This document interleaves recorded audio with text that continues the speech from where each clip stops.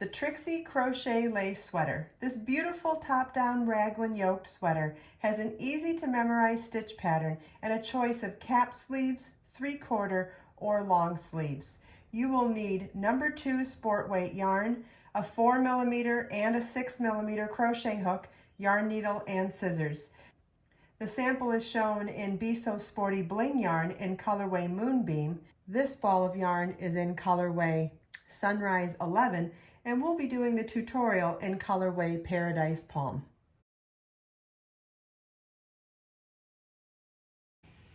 This is the third video in the series on how to crochet the Trixie sweater. You'll want to watch the first video to learn how to do the top-down raglan increasing yoke.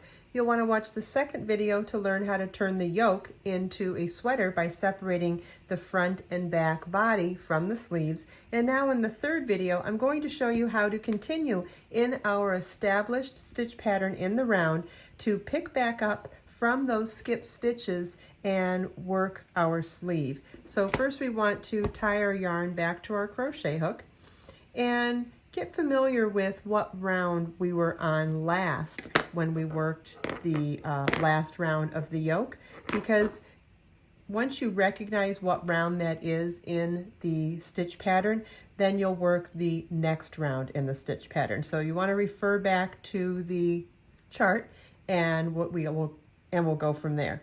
So in our last round, we had sections of 5 double crochet and sections of that V-stitch with the chain 3 in the middle. So the next round in the stitch pattern is the one where we do the double crochet 2 together over the 5 stitches in that 5 double crochet section, and then to work 5 double crochets in the next chain 3. So you want to join in any stitch around, it doesn't matter. I prefer to stick close to the bottom of the sleeve when doing that. And you're just going to start the next round in the pattern. So for this particular round, it's to do a chain 3 and then skip 3 stitches and double crochet in the next.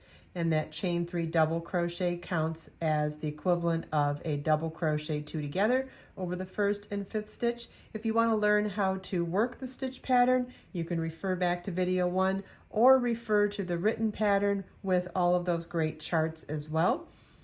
Chain 2 and then working in the next chain 3 space, we'll work 5 double crochets. And so we'll work in our established pattern all the way around the sleeve hole opening. So basically we're doing a mini version of the lower body that we just finished. So it really couldn't be easier.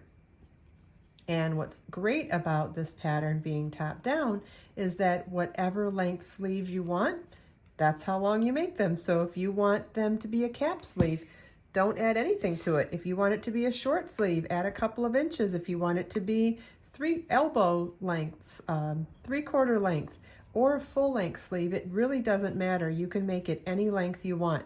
The only thing that I would caution is to really be mindful of however many rows you worked for the first sleeve to make sure that you just do the exact same thing for the second sleeve.